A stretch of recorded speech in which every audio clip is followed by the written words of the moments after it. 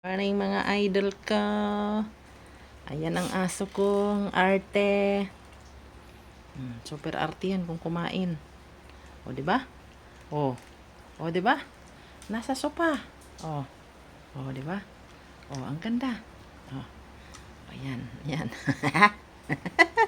Sige na, kain na. Dali na. Kain na, puy-puy ko na yan. O, dali. O, galing o.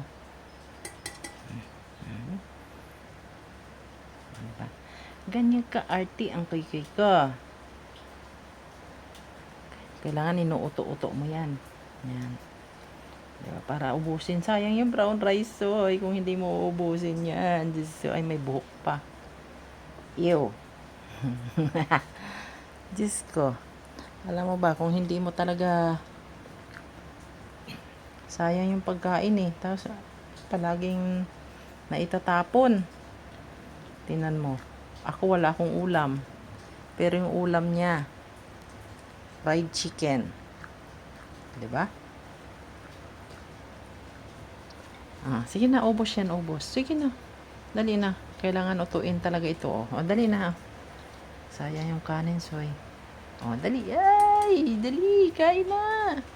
Jesus. Ganyan palagi ang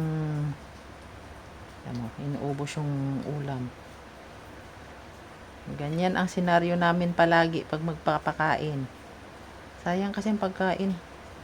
Pag hindi mo yan, sige na, hindi na. Dali na. Dali. Ayun o. Daming kanin o. Dali. Sige na. Kain na. Sige na. Sayang na naman yung pagkain, soy. Sige na. Ayaw na talaga niya. Pag mga ganyan, ayaw na talaga yan. Gaaway na naman tayo niyan, soy. Sige na, dali na, kain na. Dali na. Uy, ubos yung suy-suy yan, oh. Ubos na, dali na. Uy, sayang naman yung pagkain na yan, oh, dali.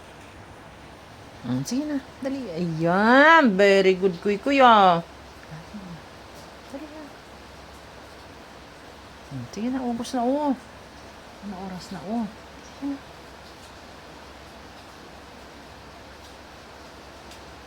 Ayaw na talaga. Kala mo ito rin yung pagkain mo mamayang gabi. Busy talaga tong asong ko. Napaka-arte. Sige na. Sayangin mo na naman yung pagkain. Magkano kilo niyan? Brown rice yan. Ay, nako. Alam mo mga idol, nag-aaway kami nito palagi sa pagkain. Kasi, palagi niya sinasayang.